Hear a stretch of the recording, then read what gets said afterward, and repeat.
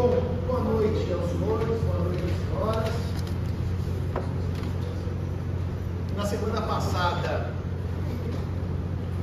eu tive um pequeno problema com o meu chefe de tratamento. A base de apoio de soluções fizeram um curso para mim.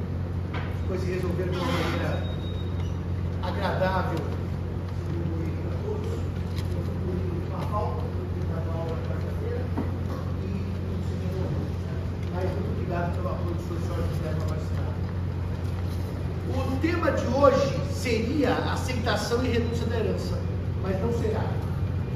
Em quarta-feira, eu vou dar mais uma palestra em Coimbra e eu pedi para o professor Eduardo vir na aula, uma forma de outra, e ele vai falar de aceitação e renúncia. Então eu não vou falar uma coisa assim. Eu vou falar de outra coisa. Cadê a Alessandra? A Alessandra fala de sessão de herança, sessão de opinião, e depois eu vou falar para eles os legitimados segredos. Eu vou mudar um pouco a ordem e o professor fala assim. Então vamos lá. É o tema de mestrado da Alessandra. Deu certo lá? Acabou. Mas deu certo.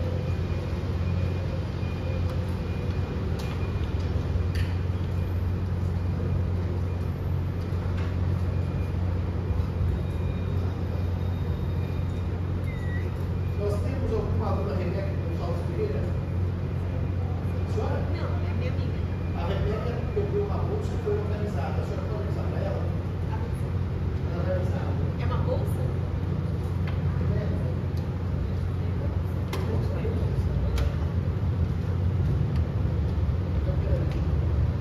A senhora fala para mim, então pronto. Ali, vamos falar da seção de direito hereditário, o artigo 1793 do Código Civil, que diz assim, eu vou ler para eles, a letra dos códigos do 1793. O direito à sucessão aberta, bem como opinião de que disponha o coerdeiro. Coerdeiro é uma palavra curiosa, porque essa reforma ortográfica era co-herdeiro com H. Só que é curioso que coabitação no Brasil já tinha caído H, certo? E por co-enfim, habitação é coabitação sem H. Com a reforma, coerdeiro caiu o H. Se escreveu junto, coerdeiro sem H. Tá? É uma palavra única. Mas aí o código está antes da reforma. Então vamos de novo. O direito à sucessão aberta, bem como opinião de que dispõe o coerdeiro, pode ser objeto de cessão por escritura pública. Objeto de cessão por escritura pública. Parágrafo 1º. Os direitos conferidos ao herdeiro, em consequência de substituição ou de enriquecimento. Essa é a segunda. Do parágrafo 1º. Vai para o segundo direto.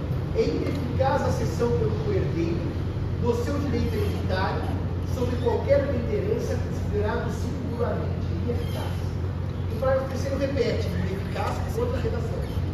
Ineficaz é a disposição, sem prévia autorização do juiz da sucessão, por qualquer herdeiro de bem componente do acervo hereditário pendente em divisibilidade. Portanto, temos uma situação de cessão por escritura pública do caput e duas ressalvas de ineficácia dos parágrafos 2º e 3º. Com a palavra, senhora.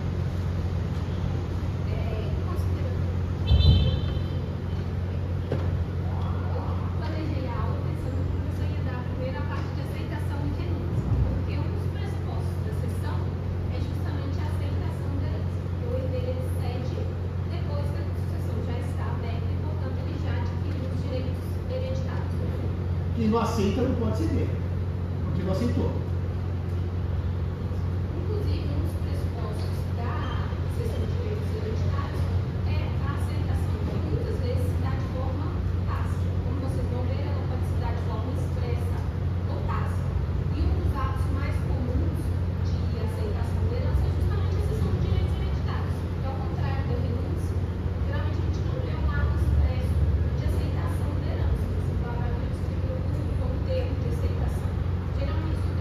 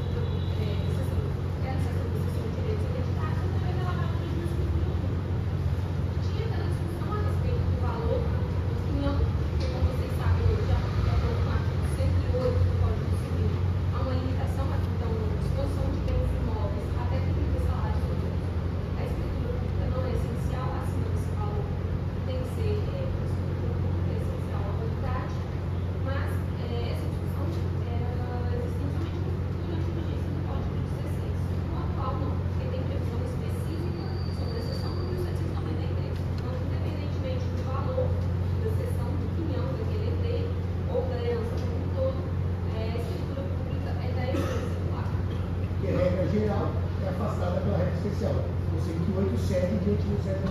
Exato.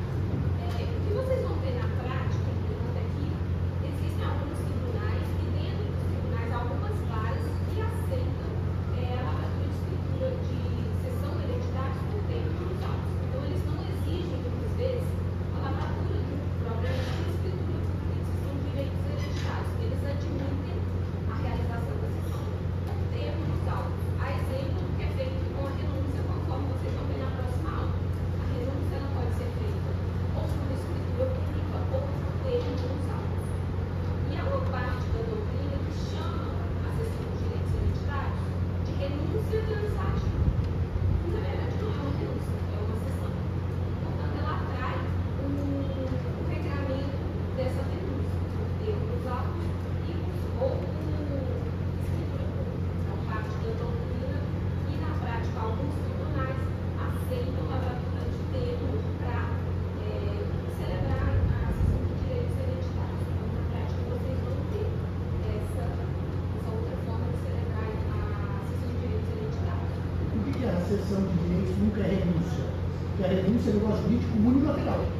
Só depende de uma vontade para ser aperfeiçoado. A existência vai dar eficácia com uma vontade. A sessão, que é chamada de renúncia translativa, que ela transfere para a justificação. Então ela é sessão de direito hereditário. Mas a doutrina faz essa confusão, às vezes, de renúncia, que é ato, negócio lateral, e a sessão de direito hereditário, impropriamente chamada de renúncia translativa, transfere propriedade. E a renúncia translativa, às vezes vocês vão encontrar na doutrina também como renúncia em favor, que é uma renúncia em favor do herdeiro tal, ou renúncia em favor de fulano de tal.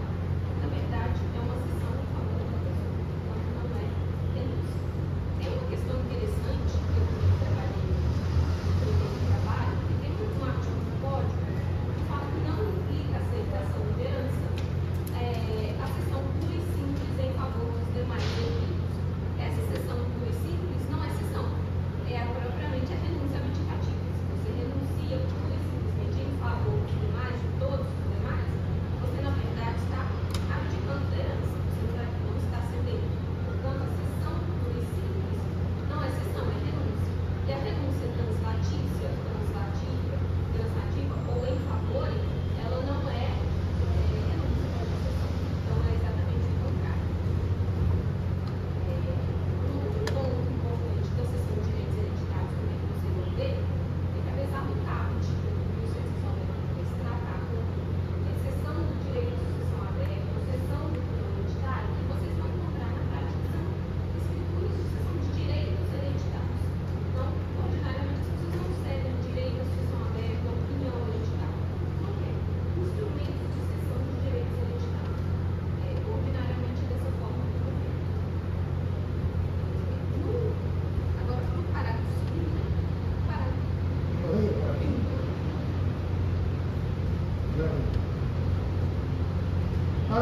Segundo, é ineficaz a cessão pelo herdeiro do seu direito hereditário sobre qualquer bem de herança considerado singularmente, ou seja, destacar um bem de herança e ceder. parágrafo primeiro, o professor pediu para estudar a entrada de alguns institutos de sucessão testamentária que vocês vão ver mais adiante, e o parágrafo segundo já vem trazendo uma regra de ineficácia quando o herdeiro cede de forma os seus direitos hereditários sobre um bem de forma singular. Portanto, dentro do monte hereditário, ele individualiza um bem e faz a cessão sobre aquele bem. Isso é muito comum, vocês vão ver na prática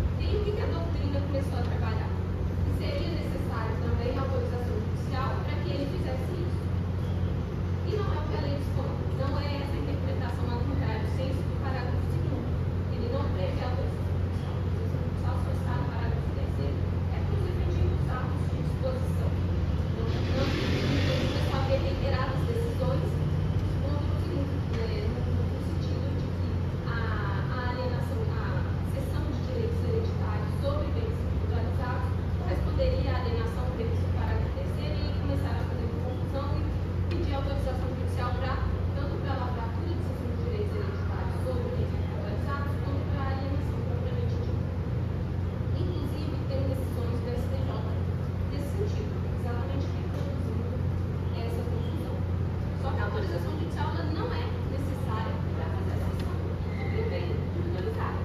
Então, isso que as partes que estão celebrando ali estão seguindo. Desde que o terceiro adquirente tenha ciência de que o inventário está pendente, de que aquele bem não foi atribuído para aquele herdeiro, de que há risco que ele seja consumido pelo passivo do acervo identitário, não tem problema ele celebrar essa sessão sobre o bem digitalizado, ciente desse risco, e não precisa de autorização judicial, então não vai ser eficaz. E aí, ao final do inventário, liquidado todo o acervo feito a partir dessa aquele bem, couber aquele herdeiro que cedeu, vai ser eficaz. Se não, não vai ser.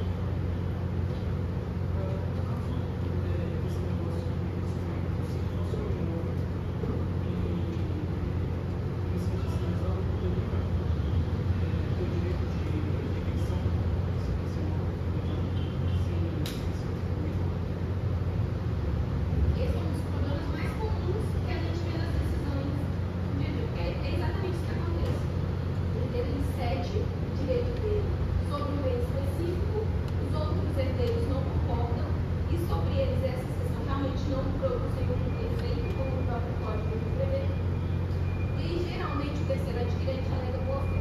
Mas é muito difícil essa tese prosperar, porque ele sabe que ele está adquirindo um direito hereditário. É muito difícil você falar em boa-fé quando você está comprando um imóvel que você sabe que ainda pertence ao acervo hereditário, que ainda pertence a um monte de visível, e você, contrariamente à lei, quer fazer aquilo valer face aos demais herdeiros e aos credores do esposo. Então, por isso, nessa disposição legal, isso é ineficaz. Esse tipo de alienação é ineficaz. Portanto, não pode prejudicar os demais herdeiros e também não pode prejudicar os credores do esposo. Quer falar muito sobre o episódio de consulta à preferência? Seria bom só para acabar esse tema. E com relação a essa questão da divisibilidade, tendo em vista que a lei atribui a lei de separar o indivíduo e o indivisível, o síndico também vai ter um direito de preferência similar àquele que a gente vê para imóveis indivisíveis. Isso está previsto, acho que é o artigo 504 do Código Civil. Então, existe um direito de preferência para os demais herdeiros. Então, quando o herdeiro vai ceder o não hereditário dele, ele precisa oferecer primeiro aos demais herdeiros. Eles têm direito de preferência na aquisição onerosa daquele cunhão. Um ponto importante: esse direito de preferência só vale em face de terceiros alheios à sucessão. Portanto, quando você vai vender o seu cunhão para outro herdeiro, você não precisa ofertar para todo mundo. Esse direito de preferência existe quando você vai alienar de forma onerosa para uma pessoa que é alheia à sucessão. Quando entre herdeiros, se eu vou alienar para o outro herdeiro, não tem esse direito de preferência. E a sanção que a lei prevê no caso de inobservância desse direito de preferência é similar ao que é previsto para a inobservância do direito de preferência nos imóveis indivisíveis. O herdeiro preterido ele pode depositar o valor e pedir a adjudicação daquele não que ele foi preterido, que ele não pôde exercer o direito de preferência, se ele fizer isso no prazo decadencial de até 180 dias da transmissão. Isso. Muito bem. Vamos então trabalhar agora a ordem de vocação hereditária. A ordem de vocação hereditária, aliás, a vocação hereditária, não a ordem, tá? Só a vocação. A vocação hereditária, ela começa no 1798, no 798 e seguinte o Código Civil. Como nós já vimos mais uma vez nas nossas conversas, vocação é chamado. Então, vocacionado é o chamado a suceder. Portanto, o que o artigo 1798 e os demais artigos introdutórios à vocação vão fazer é indicar quem é chamado a suceder. Quem tem capacidade sucessória, não capacidade de direito, sucessória, ou legitimidade para suceder. O artigo 1798, que abre o capítulo 3 dessa teoria geral, dessas regras gerais, ele vai dizer o seguinte: legitimam-se a suceder as pessoas nascidas ou já concebidas no momento da abertura da sucessão. Nascidas ou já concebidas no momento da abertura da sucessão. Nascidos, próprio, dispensa a explicação. Agora ele fala, nascidos ou já concebidos no momento da abertura da sucessão. Historicamente, os concebidos no momento da abertura da sucessão eram os nascidos, ou seja, aquela pessoa que estava no ventre materno e, portanto, ainda não havia nascido e que, ao nascer, no artigo 2º, com vida, adquiria os direitos, inclusive sucessórios. Nós vemos o caso concreto: o pai com 2 filhos morre e a mulher está grávida do terceiro. O terceiro é não nascido no momento do óbito, mas é concebido. E, portanto, nascendo com vida, ele é igualmente herdeiro se comparado a seus irmãos já nascidos. Esse é o concebido. Nascido, o embrião implantado no ventre materno. O embrião implantado no ventre materno. Reparem o seguinte: o direito do nascituro é garantido no artigo 2º do Código Civil. A sociedade civil diz que essa partir da sua vida, mas a lei ressalva esse nascituro. E, portanto, chamar o nascituro aqui de concebido, dúvida não há. Esse tema não é posto em causa. O artigo 2º dialoga bem com o artigo 1698. O problema todo não é o nascituro, o embrião implantado no ventre materno, ou no ventre de mulher, pode ser uma gestação em substituição. O problema é o embrião crioconservado, que tem a chamada vida extrauterina, fora do útero. Porque este embrião, tecnicamente, já foi concebido, mas ele tem uma vida extrauterina, ou seja, com as técnicas de reprodução humana assistida. Técnicas de reprodução humana assistida. Se reprodução humana assistida, não contou. A técnicas no plural assistida no singular. E, portanto, a grande dúvida que surge é: este embrião crioconservado, ele é concebido para fins de sucessão legítima? Existe uma dúvida que não é uma dúvida. Se ainda eu tenho gametas masculinos ou gametas femininos que estão congelados, mas não houve a junção dos dois, não há que se falar em concebido. Por exemplo, um homem morre e deixa o seu esperma congelado, uma questão de saúde. Uma mulher morre e deixa o seu óvulo congelado, uma questão de saúde. Aquele óvulo e aqueles espermatozoides não são pessoas e, portanto, não sucedem. E na hora da morte, eles não estavam concebidos. Agora, por isso que o 1597 diz que o marido da mulher casada tem que dar uma autorização expressa para utilizar o material pós-mortem, para ter efeitos sucessórios. Então não tem efeitos sucessórios. Tem que ter autorização expressa. Agora, entre o nascituro da barriga de mulher e o material genético gameta, óvulos espermatozoides, temos no meio do caminho o embrião que já houve a concepção, já houve um encontro do gameta feminino e do masculino. Portanto, não se enquadra nem no nascituro, que não está no ventre materno, e nem na condição de gameta, que já houve a fusão celular entre o óvulo e o espermatozoide. Ele tem uma vida extrauterina. E a grande pergunta, então, é se o nascituro, se o embrião é considerado já concebido para fins de sucessão legítima. A resposta da doutrina, depois de 20 anos de Código Civil, não podia ser outra. A resposta é afirmativa. O embrião não implantado no ventre materno é concebido para fins de sucessão legítima. Só que se ele já é concebido, ele é tão herdeiro quanto os demais que já estão nascidos, ou que estão na barriga da mãe, que é o nascituro. E daí surge um problema. Se o embrião concebido já é herdeiro, eu posso ter ali uma técnica de reprodução assistida, 5, 6, 8, 10 milhões bioconservados, esperando a implantação do climatério, tudo bem? Isso geraria uma dúvida legítima dos senhores e senhoras. Até quando eu preciso esperar que esse embrião, que está fora do ventre da mulher, seja implantado para nascer com vida e fazer jus à herança? Concorda com essa grande dúvida? Porque ele tem um tempo de conservação muito grande. Ou seja, ele pode ficar crioconservado por muito tempo.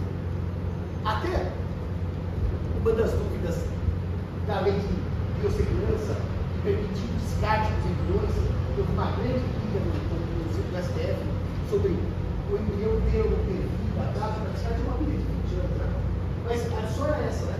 Quando é que o embrião precisa ser descartado? Olha o termo que se usa, que ele perdeu a sua viabilidade. Viabilidade, literalmente, do latim, vita habilis. Aptidão para ter vida. Quando é que ele perde a sua viabilidade? Além de segurança, permite o descarte no prazo curto. Os cientistas dizem que o embrião crioconservado pode ser implantado muito depois daquele, mas isso é uma questão de genética, de bioética. O que nós temos que saber é o seguinte: aquele embrião que existia no momento da morte e estava crioconservado numa técnica de reprodução assistida, é implantado no ventre da mãe. Ele vai fazer jus à herança do pai de acordo? A resposta é sim.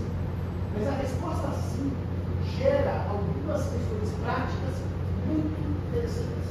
Por quê?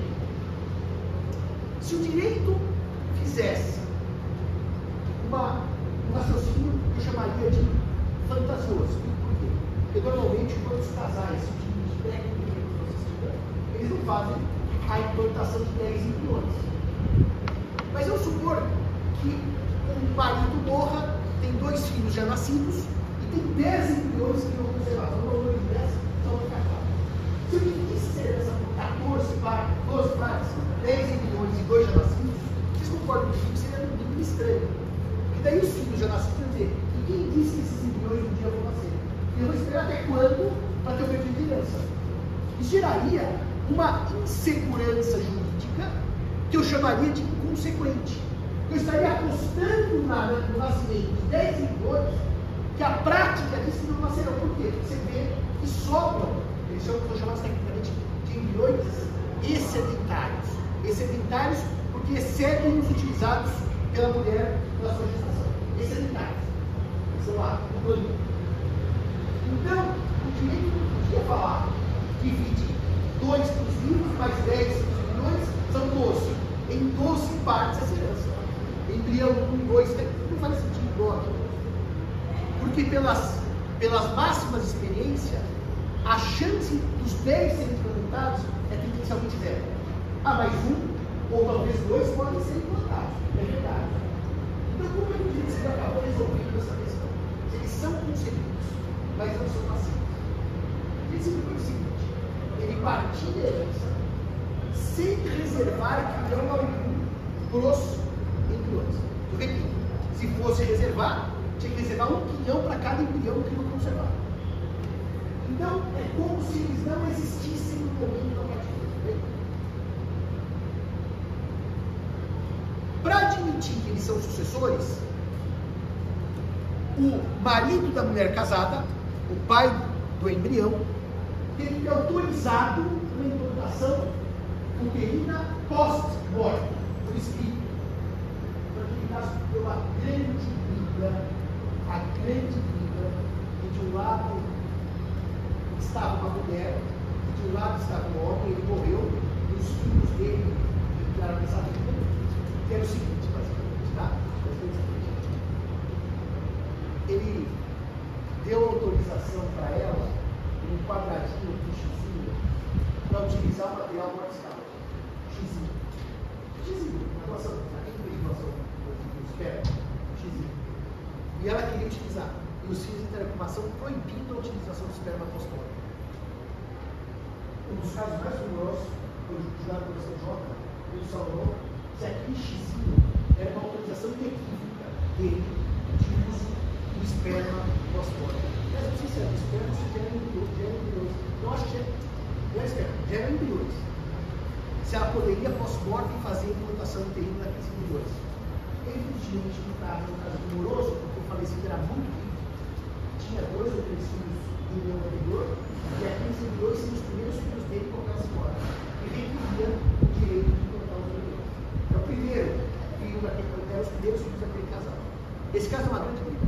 Parecendo cedo para um lado, dizendo que sim, podia implantar o embrião, parecendo que o professor Gustavo deveria de outro, dizendo que não podia implantar o embrião, e o caso acabou parando no STJ. O STJ disse que não, ela não poderia implantar o embrião, porque aquela autorização do quadradinho não era claro o suficiente para exteriorizar uma vontade livre dela. Dele, brasileiro. E é interessante porque o termo dizia que ela tinha a posse dos embriões. Eles têm sido a posse para alguns embriões, que a mãe não usa, né? É muito estranho. E deu a posse para alguns, para não deixar usar. Mas enfim, depois de uma decisão do TJ que disse que, salvo o meu juiz, podia usar, mas o TJ disse que não. Virou julgado e disse que não. Mas se você vai para cima, tudo bem. Conseguindo, está conseguindo, está lá na técnica das esquinas. Conseguindo, está no meio materno, ele nasce tudo. Sim. E ele nasce. Sim. E ele recebe herança? Sim. Mas espera aí, você não acabou de dizer aí que a herança já foi partilhada entre os herdeiros já nascidos e que não há reserva do quinhão do embrião? Nossa, não há. O quinhão do embrião é assim mesmo. Então, o que acontece com o embrião? Agora nascido com vida. Então, ele é uma pessoa humana como qualquer outra, certo? Ele vai buscar o seu, no meu exemplo, eram 2 irmãos, e agora ele nasceu, certo? O seu terço de herança. Ele vai buscar. Ele vai buscar dos irmãos uma ação de petição de herança ou reconhecimento do seu quinhão como filho. Os 2 filhos que estavam com 100% de herança são considerados herdeiros aparentes com relação ao terço. Não de tudo, mas do terço. Porque afinal esse terço cabe ao nascituro, que agora nasce, ao embrião, que virou nascituro e que nasceu com vida. E portanto, os 2 filhos vão ter que entregar ao irmão mais novo ou à irmã mais nova 1/3 da herança do pai.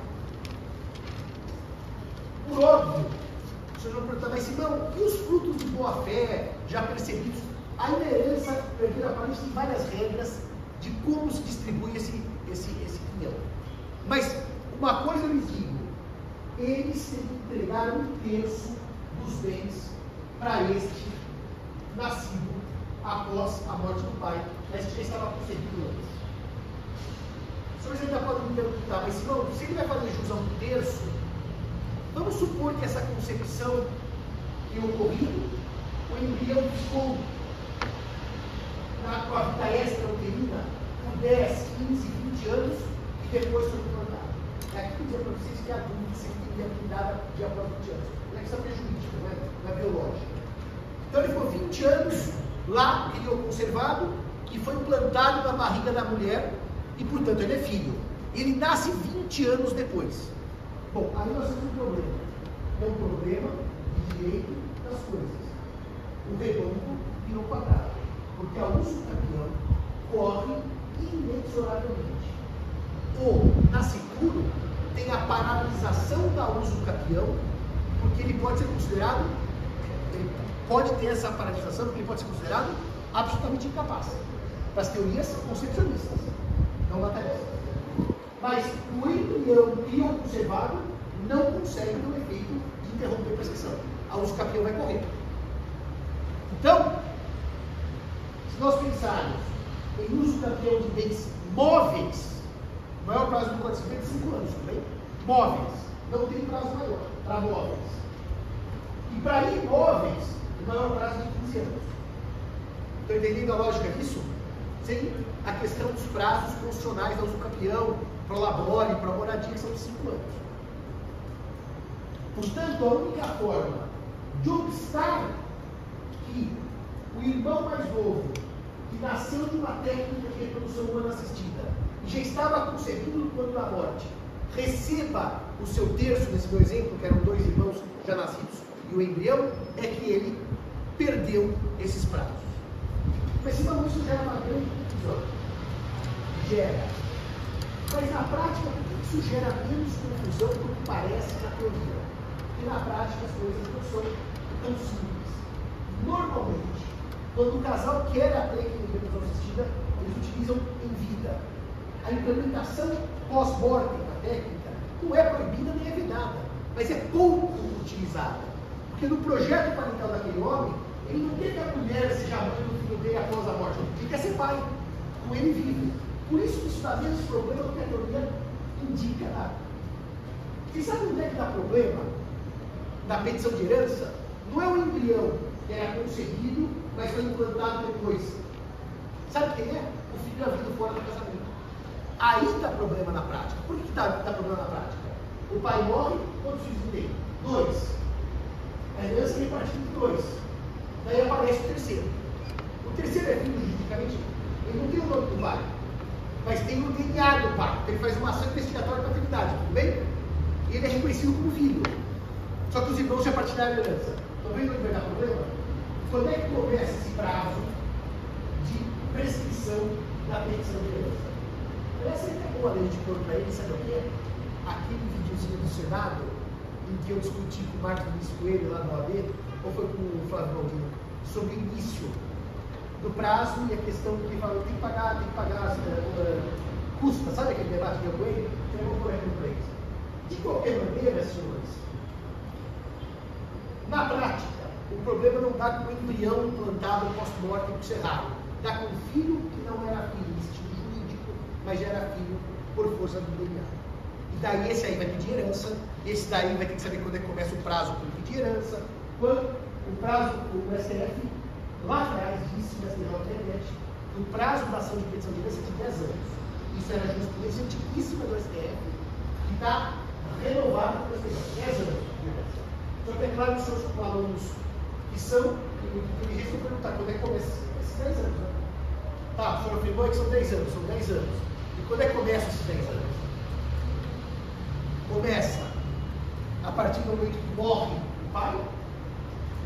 Então, se eu descobrir que meu pai morreu há 20 anos, eu poderia pedir a paternidade para fins não patrimoniais, mas não herança, porque o direito ao pai é herança. Não perco o direito de paternidade. É uma ação declaratória.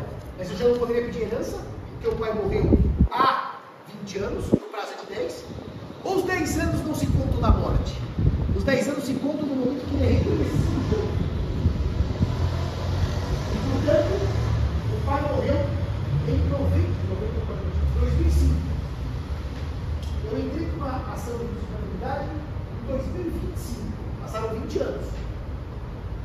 Em 2027 sai a sentença. Eu sou filho do falecido João, morreu em 2005. Eu teria aí os 10 anos para começar a ação. Se assim fosse, só ia ter um pequeno problema. Um pequeno problema. Foi bem bem mais disso. Se assim fosse, eu ia ter um pequeno problema.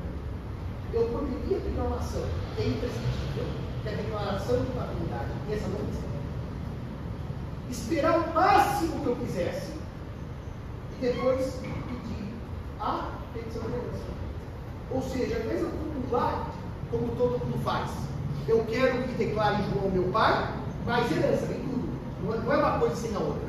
Eu poderia primeiro entrar com uma declaratória imprescritível e depois dar um bypass na prescrição. Falando, não, primeiro eu preciso declarar, depois eu pedir herança. Eu estou na minha prática, eu estou na petição de herança imprescritível. Como eu posso declarar qualquer tempo, eu peço herança no dia seguinte à declaração. A qualquer tempo. E há um outro problema, né? Que foi o que eu tentei falar lá no Senado. Há um outro problema. Tem situações que são assim. O de família é gostoso, trabalhar com família, é que a gente vê situações na prática e a gente nem imagina que existem. Vou dar um exemplo para os senhores. Teve um caso concreto em que eu fui dar um parecer. Era o seguinte: o João era filho da Dona Maria e do seu José. O João era um homem, já estava lá com seus 40 anos, pai de 2 filhos, filho da Dona Maria, do São José. São José morre. Como simples o João recebe herança. A parte dele, filho único do São José, recebe herança do São José. A dona Maria estava para morrer, interior de São Paulo. Chama o filho e fala assim: vem cá, querido, deixa eu explicar uma coisa para você. Leite de morte. Sabe o seu José, que criou você como filho a vida inteira, do qual você herdou, que até agora você tinha certeza que era seu pai? Ele não é seu pai. O seu pai é o homem mais rico da cidade. Como assim? Eu não tive relação sexual com esse senhor, que é muito rico. Estava grávida e falei para o José: José, eu estou grávida do Antônio. Casa comigo, eu não caso. Vou criar esse filho como meu. Então só vai me prometer uma coisa: você nunca vai contar para essa criança que o pai não sou eu. E ele criou a paternidade socioafetiva. Por 40 anos ele foi pai do rapaz. E no leito de morte, a mãe contou, então, que o Antônio, que o João era filho do Antônio, o homem mais rico da cidade. Daí, o que aconteceu? Um dia, o meu cliente, que era da universidade da cidade, estava no portão da sua casa, recreando seu jardim. Isso não é mentira, mas é difícil. E bateram na porta, demorou, era coisa mais solta, bateram na porta. Ele abriu a porta, tinha um homem de 40 anos, a esposa e duas crianças, que entraram correndo, abraçaram: vovô, papai! E o homem congelado. Viemos aqui fazer piquenique, já tinha levado cesta, comida, é sério isso. Viemos aqui fazer um piquenique pro senhor. O velho, quase morreu. Eu acho uma reação natural que alguém que dá um abraço e fala: papai! Você olha daquele orlão, aquelas crianças: oi, vovô, o senhor gosta de futebol? Quer dizer, o vovô quase morreu. Bom, enfim, o problema é o seguinte: esse rapaz, em tese, só soube no leito de morte da mãe que era filho de outro daí. Mas vocês concordam que esse aí, em tese, poderia pedir agora, porque nunca soube? Mas e quantos já sabem e não tem preocupação? Até a defesa, nesse caso, o cara foi naquele dia, naquela semana que saiu a decisão da Requisição Geral 602 sobre paternidade socioafetiva e a biológica. Foi naquela semana. E eu falei assim no tribunal: nossa, nunca mais falei isso na minha vida, até que a gente aprende, né? Isso aqui, excelências, é coisa de novela. Quem vai acreditar que a mãe deitada no leito de morte fala: filho, tem uma declaração, vem Agatha Christie, vem Janete Claire, vem Glória Pérez? Eu gritava. Vou acreditar nessa história. Sabe o que o historiador falou para mim? Eu acredito. Acabou. Se o senhor estivesse desse lado do banco, o senhor ia ver coisas iguais ou piores que essas que o senhor acha que são nas novelas. Eu digo por culpa do STF, não pelo Justiça Federal. Mas enfim, nós temos esse pequeno problema de quando começa a petição de herança. Hoje em dia, o prazo mais aceito pelo STJ é de 10 anos da morte, tá? 10 anos da morte. Isso vai valer tanto para o embrião quanto para o filho havido fora do casamento.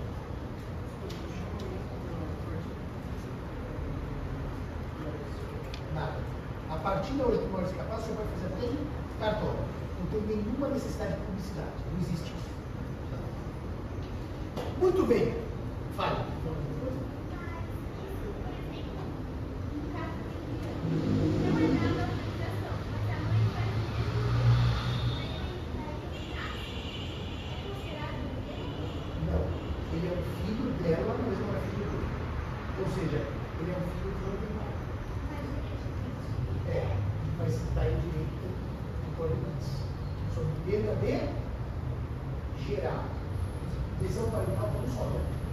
Eu quero ser pai, você não quer ser mãe.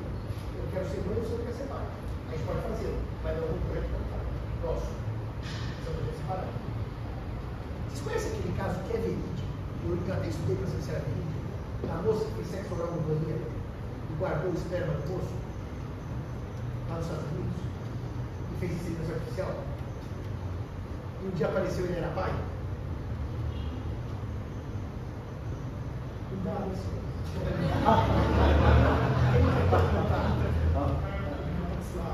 É muita informação, o senhor está até suado. Eu acho que ele era internista americano. Eu quando eu vi isso, primeiro eu liguei com uma amiga médica para saber se tinha como, porque a saliva ela é ácida, né? E ela se for muito rápido, né? Você não pode sair. Bom, vamos lá. Esse caso do pai mais necessário, pai então, o meu parecer é isso, ele quer duas heranças, né? Porque uma ele já teve.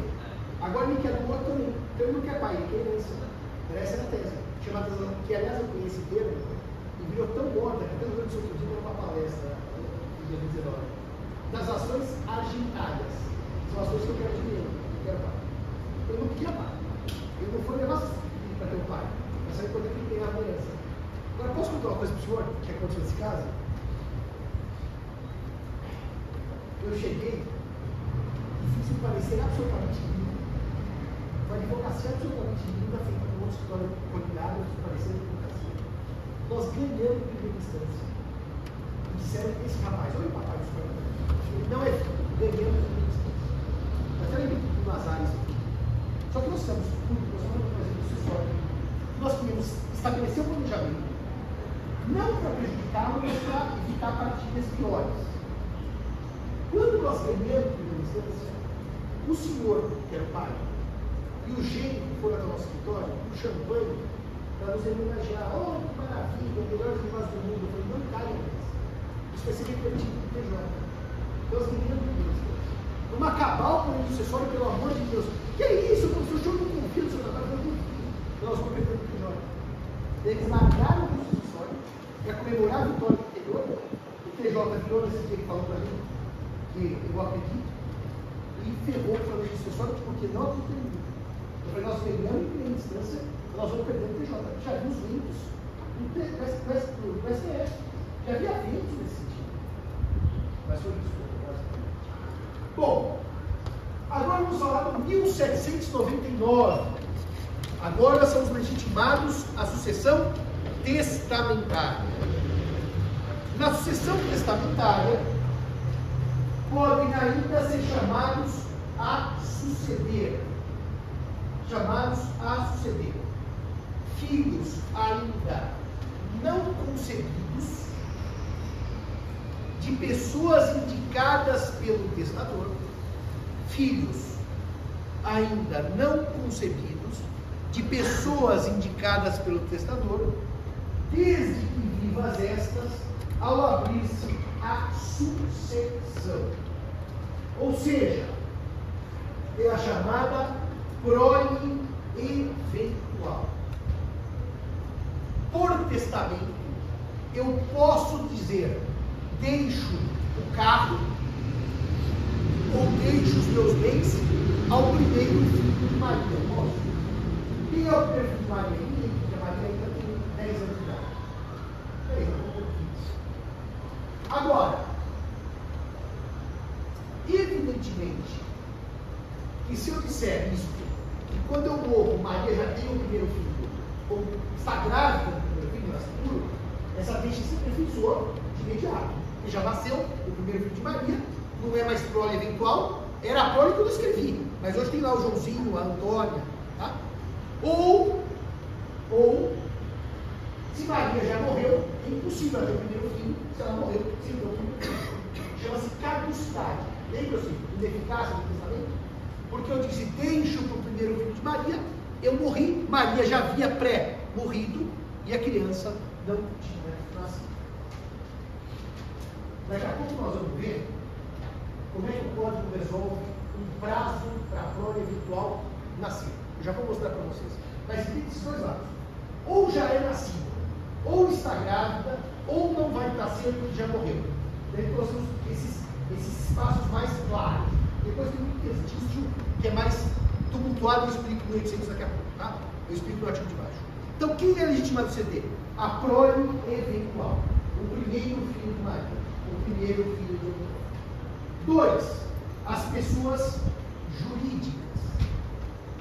As pessoas jurídicas, evidentemente, só sucedem por sucessão testamentária.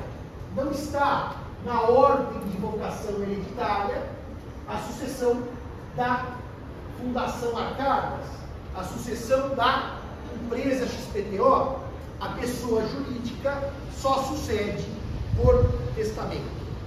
É comum se fazer testamento em favor de pessoa jurídica. Eu tenho um tio, uma queridíssima amiga, meu filho, um homem com seus 77, 78 anos, e que ele deixou uma parte dos bens para sobrinhas e uma grande parte para instituições de caridade. Então ele fez uma lista. Esse testamento, não pelo valor patrimonial, mas pela estrutura, foi um dos mais difíceis que eu fiz. O que ele queria? Ele queria distribuir para as entidades, desde que no momento da morte elas existissem próprio, ou mantivessem as finalidades às quais elas se distribuíam. Se não mantivessem, trocar para outras. Ele fez substituições testamentárias. Se essa não vai existir, ou se essa não fizer isso, eu quero que vá para aquela. Então, eram verdadeiros sucessores nomeados por testamento. A pessoa jurídica só sucede por testamento. Mas, irmão, eu estava estudando aqui o Código Civil de 16, o artigo 1603 do Código Antigo, ele dizia lá, a vocação hereditária refere-se na ordem seguinte, pode revogar, tá? Aos descendentes, aos ascendentes, ao cônjuge, 3, 4, aos colaterais, até 4º grau, e ao município. O município não é uma vocação hereditária. Então, o município não é herdeiro? Não, o município era destinatário de herança, porque não tinha herdeiro. Se tivesse herdeiro, parava no 4º grau. O município só herda se o seu testamento. Deixe os meus bens ao município. Ele pode ser herdeiro, mas não por parentesco, porque eu não sou parente de nenhum município. Então, senhores e senhoras, quando o município herdar, é por testamento. Deixe os meus bens ao município de São Paulo, mas não por sucessão legítima. Tecnicamente, o município herda porque não há. O município é destinatário dos bens porque não há herdeiro. A herança é jacente, vacante. Se ela é vacante, ela está vaga, certo? Então o município é herdeiro, é destinatário pela ausência de herdeiros. Eu fiz claro, o município só é herdeiro por testamento. Eu já vi isso muito isso, tá? O município pode ser herdeiro? Não pode. Basta que o testamento tivesse por testamento. Terceira hipótese de sucessão dos legitimados ceder por sucessão testamentária. 1799, inciso 3º. As pessoas jurídicas cuja organização for determinada pelo testador sob forma de fundação. Para deixar bem para uma pessoa jurídica, vocês vão concordar comigo que quando da minha morte essa pessoa jurídica precisa existir. Se ela não existir, ela não tem personalidade, ela não pode receber bens. Então, o senhor diz o seguinte, ó. Deixo os meus bens para a Fundação Antônio Prudente que cuida de bens e crianças. Se quando eu morri essa fundação se extinguiu, caducou o testamento. Não tem como deixar para ela. Deixo os meus bens para o Esporte Clube da Portuguesa de Esportes. A Portuguesa fechou, vendeu o estádio. Tá pronto, não tem como. Agora, vocês concordam comigo que eu posso criar uma fundação por testamento? Então faz sentido eu deixar para alguém que não existe ainda. Porque eu estou criando uma testamento. Então a fundação é a única pessoa jurídica que pode não estar criada quando da minha morte e ser destinatária de bens. Porque eu posso criar no testamento. Eu digo, no testamento, instituo uma fundação para cuidar de pessoas de baixa renda no centro de São Paulo, dando abrigo, alimentação, educação e saúde. É instituído no testamento. E os bens vão para essa fundação. Bom, mas você morreu, não existe nada disso, estou criando ela agora. Então aí a lei permite que uma pessoa jurídica inexistente receba os bens, desde que ela venha existir, certo? Se ela não vier existir, caduca, deixa. A lei não traz prazo para existir. Daí tem herdeiros que queiram pegar os bens para eles, a pessoa jurídica não existe nunca.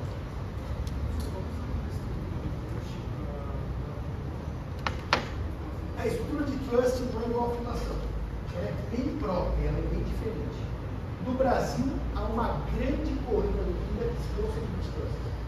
Porque veda o artigo 426 que a lição estava agora, não pode ser objeto de contrato, mas a fundação não é como trust. Porque a fundação você tem interesses pré-declarados para a sua função.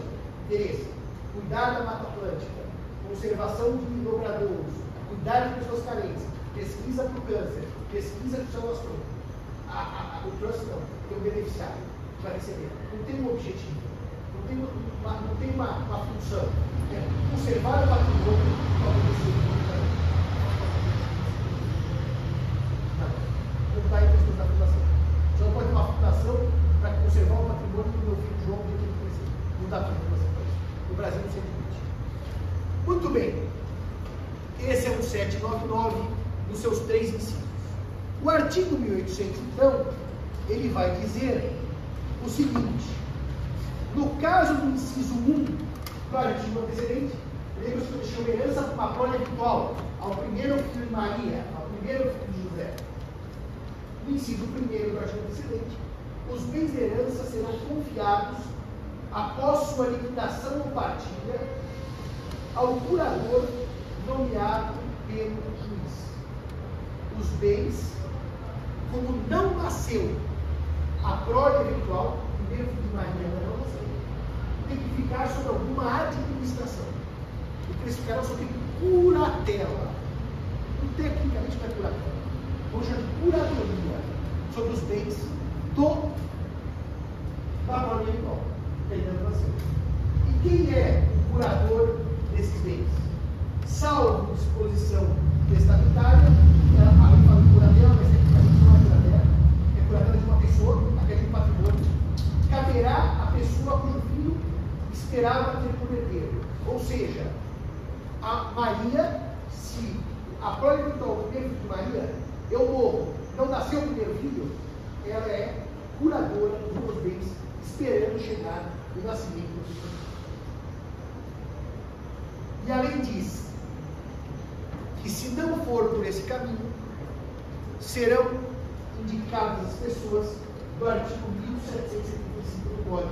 Se não me engano, o artigo traz a ordem dos tutores do Código Civil.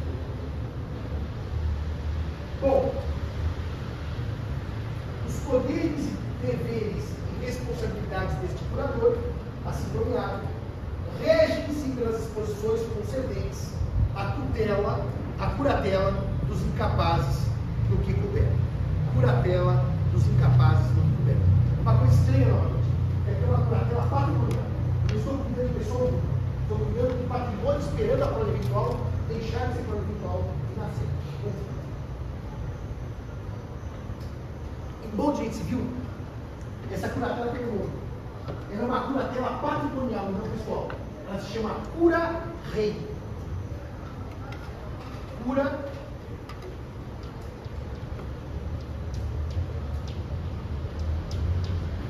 rei.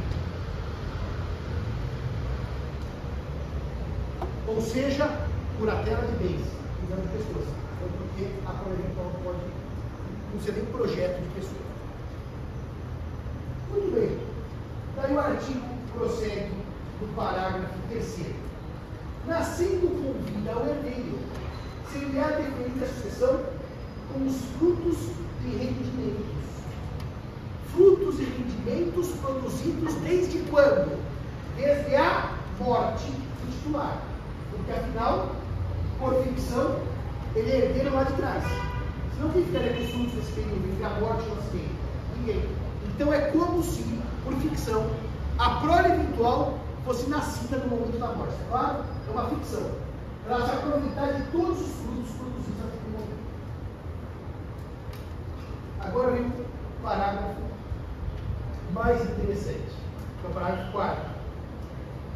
Se decorridos 2 anos após a abertura da sucessão não for concedido o herdeiro esperado, os bens reservados caberão aos herdeiros legítimos, salvo disposição em contrário do testador. Ou seja, a prole eventual tem um prazo para ser concedida. 2 anos da morte do testador. O testador morre. A prole eventual já é nascida. Já não é mais prole eventual, é uma pessoa. Recebe herança. O testador morre. A prole eventual não vai nascer nunca, por quê? O primeiro filho era de Maria e Maria morreu sem filhos. Acabou o testamento. Estão me acompanhando? Hipótese 1, já nasceu. É dele. Hipótese 2, Maria morreu e não teve o primeiro filho. caducou. Hipótese 3. Morreu o testador, Maria está viva, mas ainda não tem filho. 2 anos para sequência. Para conceber a criança. É a concepção desses 2 anos. Se em 2 anos essa criança não for concebida, para onde vai a herança? Herdeiros legítimos. 1829 pode ser. Mas o testador pode ser. Se em 2 anos não for concebido o primeiro filho de Maria, ele é morte. Os bens irão para a fundação do planeta gente que cuida de pessoas com câncer, por exemplo.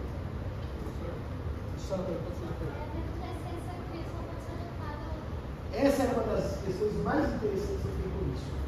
E por óbvio que pode. Porque quando eu digo primeiro filho de, a adoção é uma forma de filho. A socioafetividade é uma forma de filho. Então essa é uma pergunta que eu quase sempre trazia, mas não há dúvida que essa ideia de concepção não é só por meio de fecundação do óvulo, é ter filho. E o primeiro filho que eu tive é ter um filho quanto os biológicos. Vou colocar ele. Sim.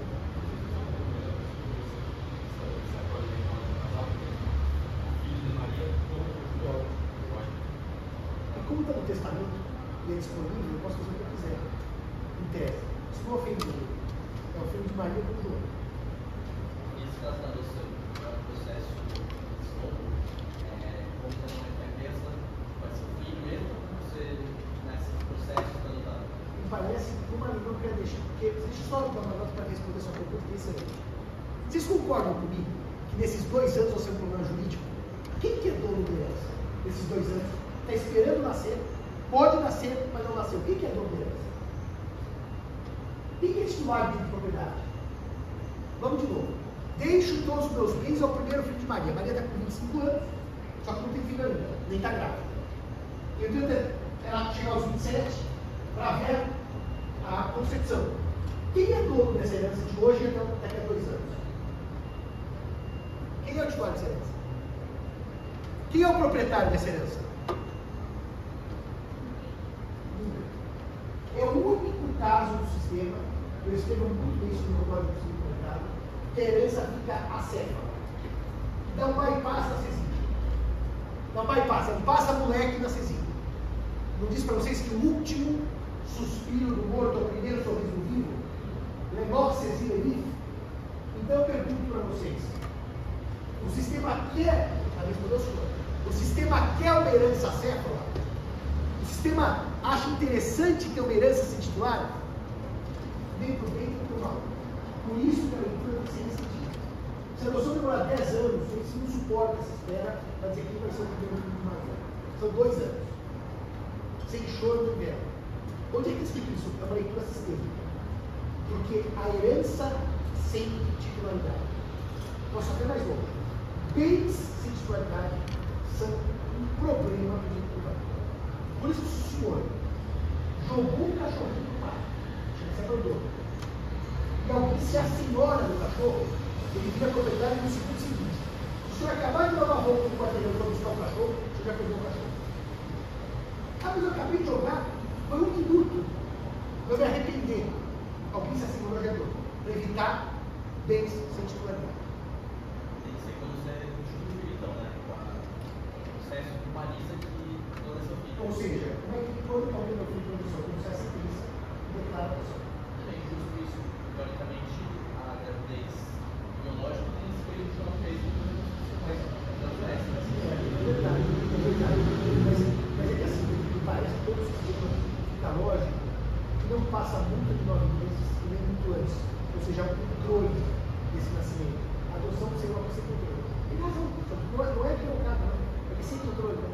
Se a adoção demorar 15 anos com qualquer problema de citação, de instituição do poder familiar, vai ficar 15 anos nada. O sistema não comporta isso. Agora, claro que você pode dizer. Claro que você pode dizer.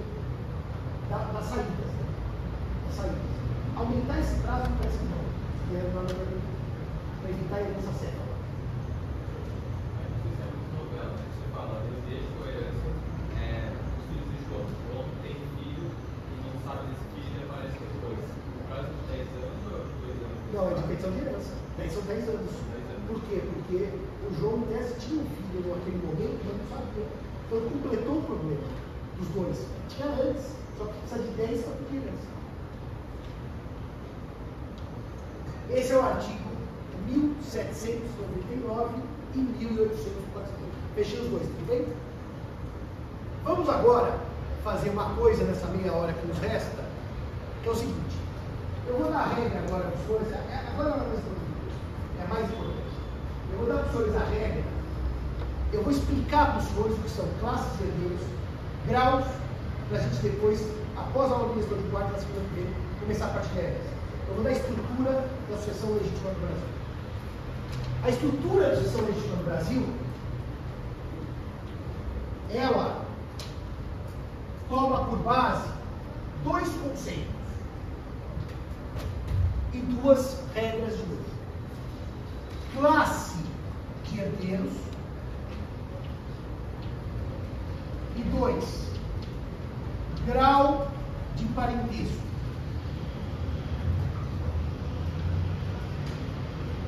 Aliado a isso, nós temos a regra de ouro A e a regra de ouro B. Regra de ouro A: existindo herdeiros de uma classe,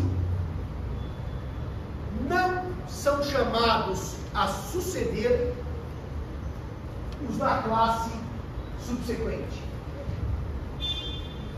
Não sucedem os da classe subsequente.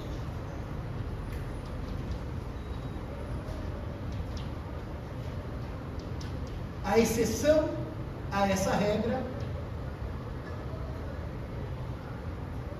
é a chamada concorrência sucessória de cônjuges e companheiros.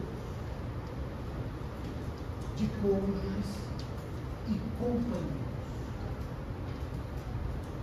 1829, inciso 3º. Existindo herdeiros de uma classe, eu não chamo os da classe subsequente. A exceção é a concorrência sucessória de cônjuges e companheiros. Claro que a exceção eu vou explicar agora, para falar a prova. Então, quais são as classes de herdeiros para dar densidade a essa primeira regra? 4 são as classes de herdeiros. E cada uma delas está no inciso do artigo 1829.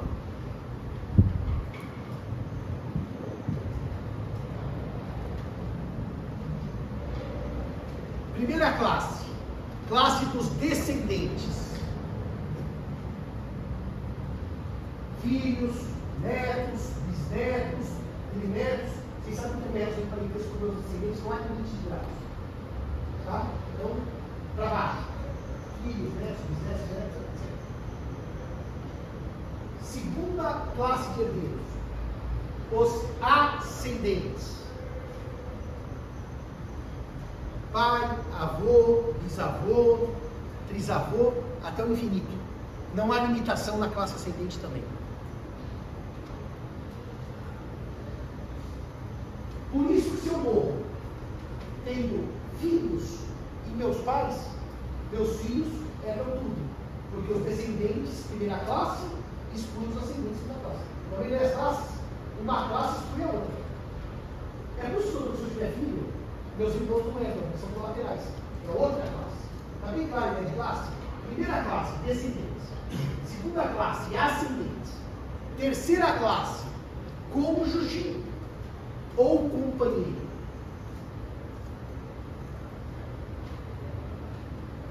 E o cônjuge ou companheiro, em certas situações, concorrem com os herdeiros das classes anteriores. Por isso a decisão, certo? Concorrência pessoal. É exceção, tá? Alguém de terceira classe concorrendo com você. A regra é essa. Primeiro descendentes, depois ascendentes, depois cônjuge ou companheiro, quarta e última classe, os colaterais. Até quarto grau. Os colaterais. Até quarto grau.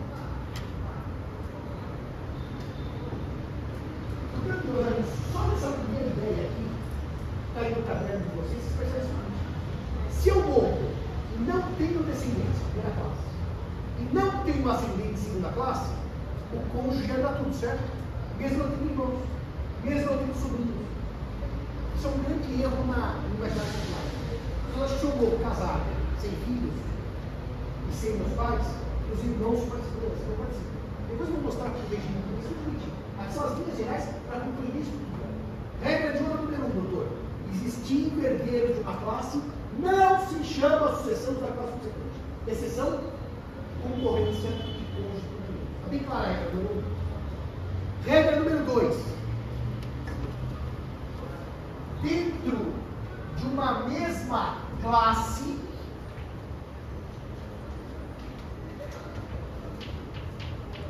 os de grau mais próximo excluem os de grau mais remoto. Dentro de uma mesma classe, os de grau mais próximo excluem os de grau mais remoto. Exceção: o chamado direito de representação.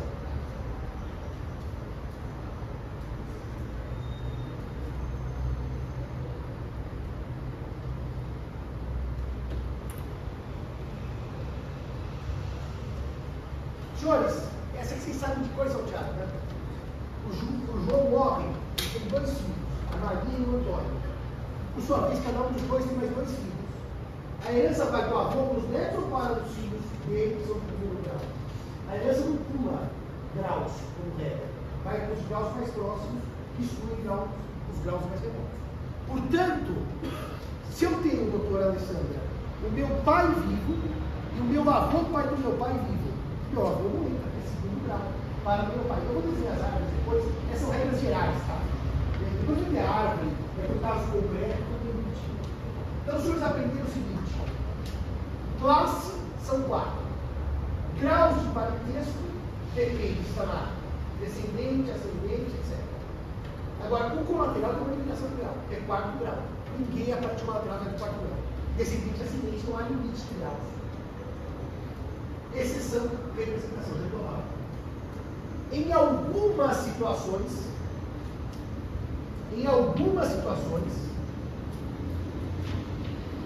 a lei faz o parente em grau mais próximo concorrer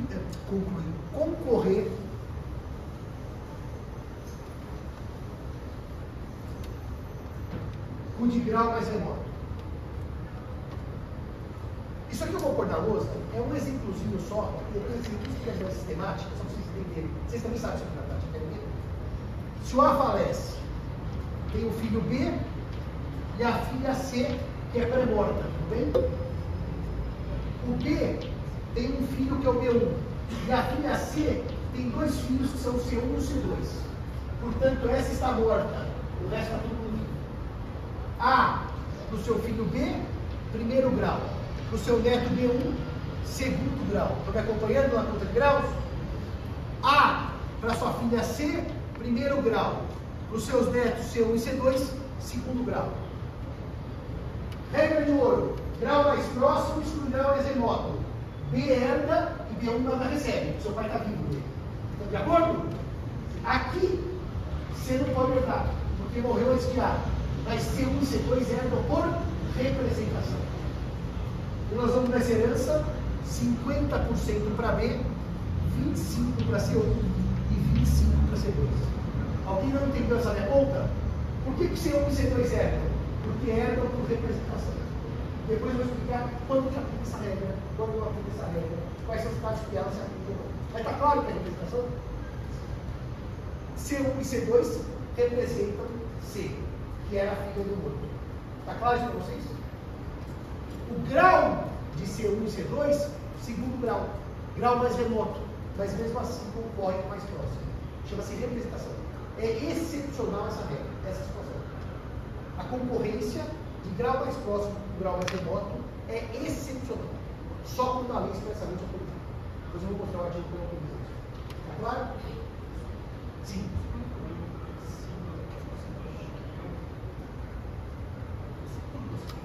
Vai.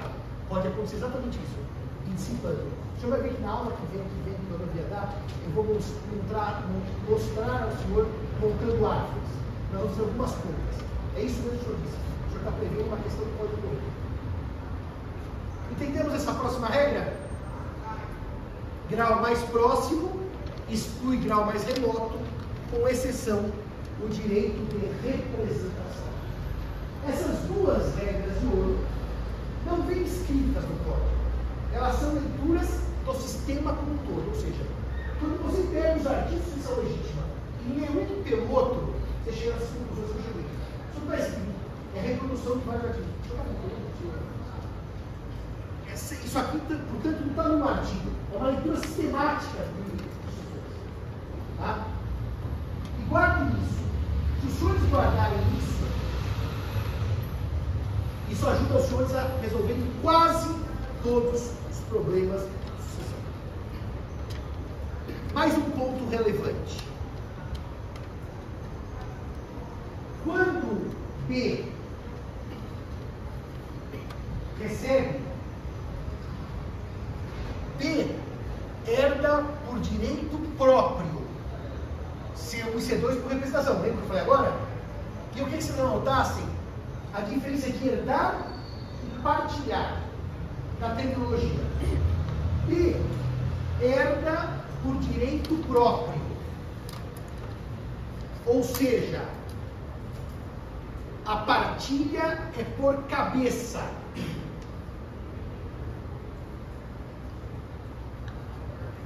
C1 e C2 herdam por representação.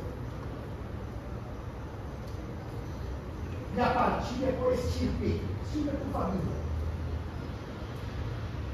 Por estirpe.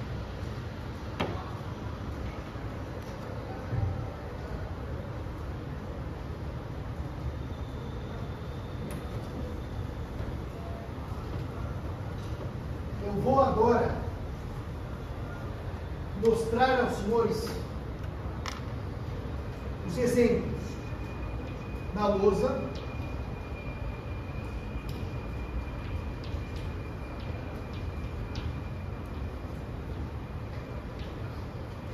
O A morre, tem seus 2 filhos, B e C, e seus 3 netos, B1, B2 e C1. Nunca deixem de começar contando graus. Toda a questão sucessória se erra na contagem de graus. A para B, primeiro grau. Para B1 e B2, segundo grau. A para C, primeiro grau. Para C1, segundo grau. Então nós temos numa mesma sucessão todos os herdeiros da mesma classe, certo? Porque filhos e netos são descendentes. Estão me acompanhando, senhores? Essa regra não tem por que ser dela. Vamos para a próxima. Grau mais próximo exclui grau mais remoto. Como é que eu partilho essa herança? Em 2. 50% para e 50% para. Tudo bem? Se nesse exemplo eu acrescentasse que o A, antes de morrer, tinha ainda vivo o seu pai e a sua mãe. Portanto, agora ele tem 2 filhos, 3 netos e o pai e a mãe. Como é que eu partilho essa herança? Primeira regra de ouro. Primeira classe exclui a classe subsequente. Descendentes excluem ascendentes. Estão me acompanhando todos os senhores e senhoras? Portanto, continuaria a herança assim. Metade e metade. A existência dos pais não muda nada. Eles são da classe inferior. Classe de baixo excluída pela classe de cima. Estão indo bem até aqui, doutores? Estão indo bem até aqui? Todos tranquilos? Muito bem. Vamos pensar que o A falece, os seus 2 filhos, B1, B e C, já são pré-mortos, morreram antes do pai. Então ele só tem 3 netos vivos. B1, B2 e C1. São os únicos herdeiros. Como é que eu partilho essa herança?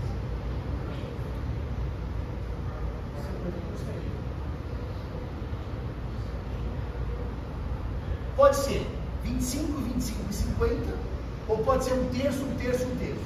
Vou fazer uma pesquisa aqui rápida. Se alguém fosse chutar isso, quem chutaria 50, 25, 25? Levanta a mão rapidamente. Quem chutaria 1/3 para cada um? Levanta a mão. Senhores, dentro de uma classe, grau mais próximo exclui grau mais remoto. Nós temos grau mais próximo e grau mais remoto ou estão todos do mesmo grau? Se são do mesmo grau, como é que eu vou dar 50, 25 e 25? É 1/3 para cada um. Porque a representação exige diversidade de graus. Anotem ali. A representação só ocorre se existir diversidade de graus.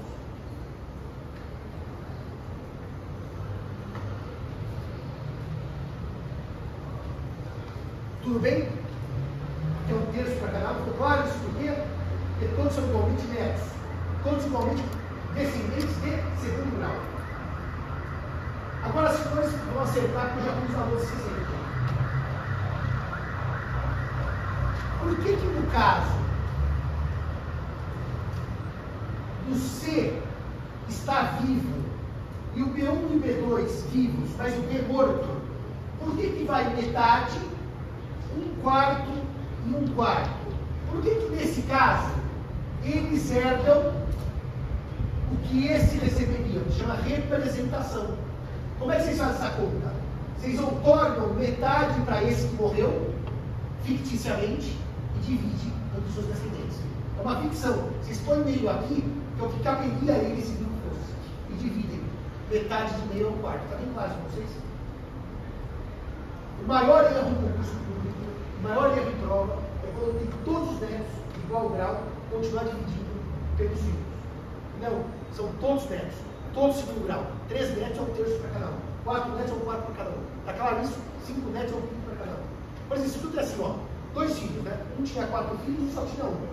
Os 2 filhos morrem, sobram 5 netos. Não importa que 4 são de um lado e 1 é do outro. É 1/5 para todo mundo. Está claro isso? Não pode haver representação se não houver diversidade de graus. Graus diversos representam. Grau igual não representa. Tudo bem até aqui? Por isso que eu falo. Acho que é algo que eu mais gosto dessa daqui. Porque isso aqui, assim, ou entende ou não entende. Ou o professor sabe dar aula ou não sabe. Se ele não explicar as 2 regras de ouro, não tem como dar os sessões, a não ser que ficar decorando o artigo do código. E depois está tudo no código, viu? Então só tem um resumo das ideias do código. Fechamos isso? Então agora eu vou fazer uma pergunta para vocês com algum grau de dificuldade, para tentar responder ao senhor a sua dúvida. Vocês viram por óbvio que nos exemplos, o Adam tinha um cônjuge e um companheiro. Isso é uma história. Isso vai ser trabalhado em aula própria, não agora que conhecemos os preceitos. Vou fazer uma pergunta para vocês agora. O Adam tinha 2 filhos, B e C. Os 2 morreram.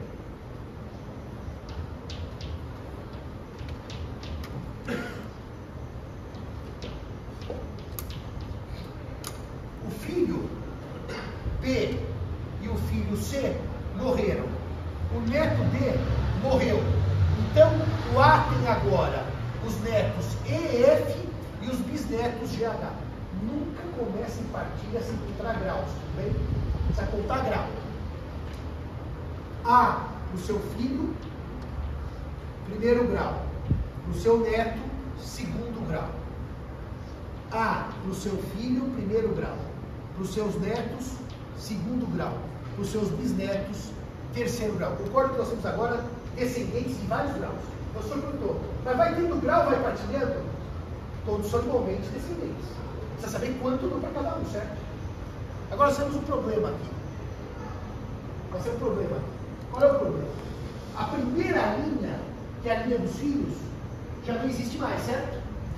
Eu posso atribuir herança a B ou a C se eles são pré-mortos no seu pai A? Como é que eu dou herança para morto? Quando A morreu, os filhos já eram mortos. Como é que os senhores fazem aqui? Olha aqui.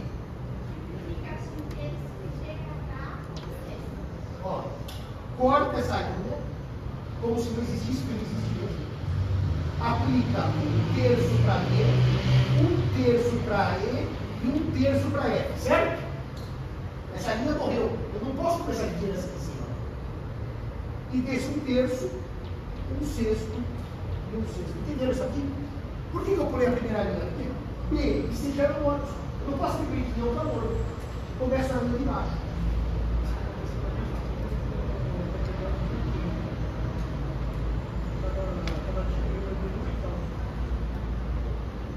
Que manda sua cor?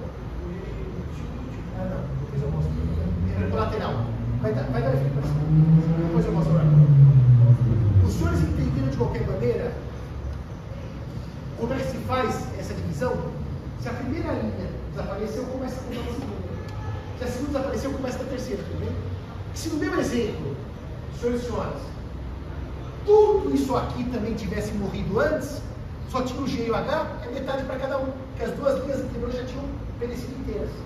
Metade para cada um. Os dois bisnetos herdam como se fossem, entre aspas, dois filhos, que são os únicos herdeiros. Metade para um, metade para outro. Tudo bem mesmo? Então, eu primeiro dou a sucessão da classe do descendente, porque é o primeiro chamado. E exclui as classes subsequentes. Eu vou mostrar para os senhores como o código não é tão claro. Como o código não é tão claro. Como é que não é claro? Então, eu tenho que dar aula didática para vocês. Então é assim. É assim. Isso aqui é demais, tá? A sucessão legítima, tá? Então vamos lá.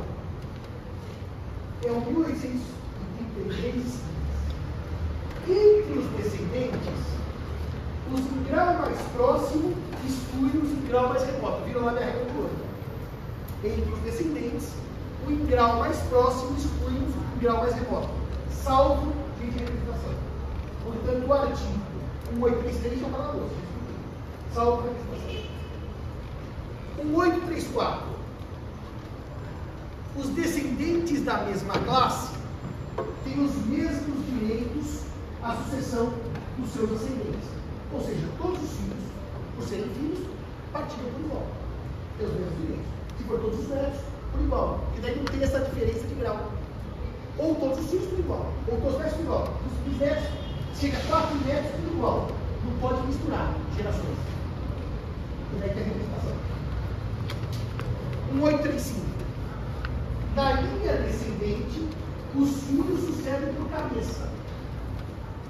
E os outros descendentes, por cabeça ou por instinto, conforme se achem ou não no mesmo grau.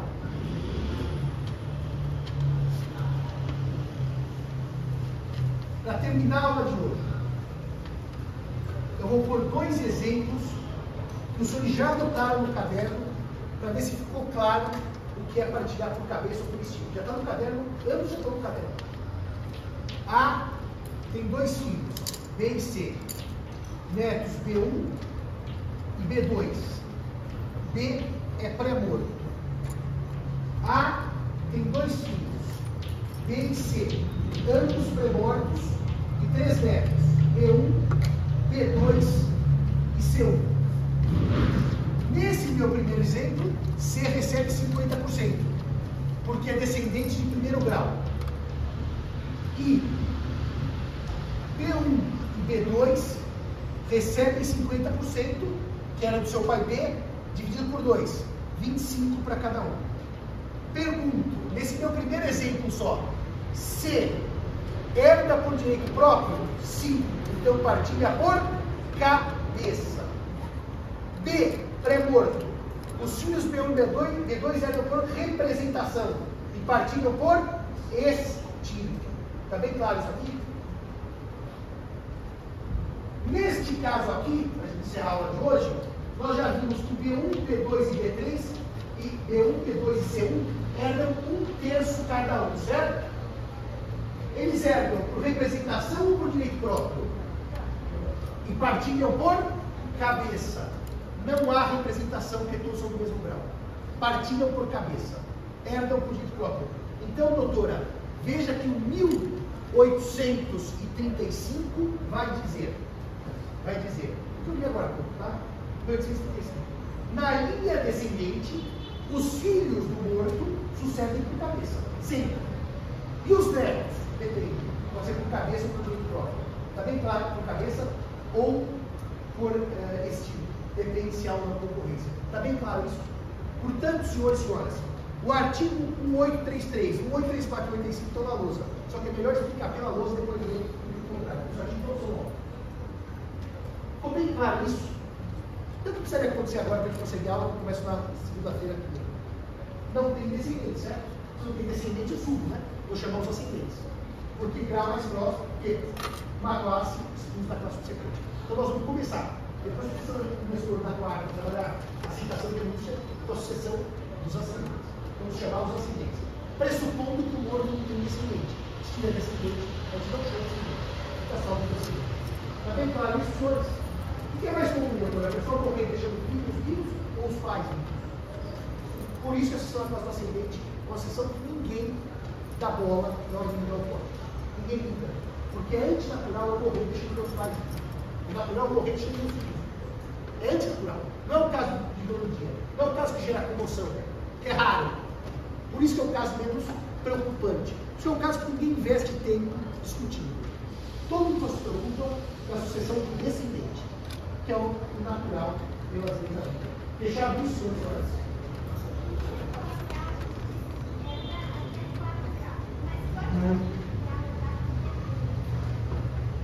A senhora vai ver comigo na aula própria que a única hipótese de representação na classe dos laterais é quando os irmãos do morto concorrem com os sobrinhos do morto.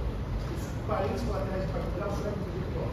Quinto grau, não entra nem só o foreign farewell of the pai. Quinto grau é um sujeito que não é parente. Eu não poderia chamar de irmão. Mas vai ter aula própria, eu vou desenhar aqui, gente. Senhoras e senhores, muito obrigado. Quarta eu vou estar com o Ibra dando palestra. E, se Deus quiser, sábado eu volto, segunda eu estou aqui com os senhores. Obrigado a todos, mais uma vez, obrigado pela vacinação, que foi muito útil.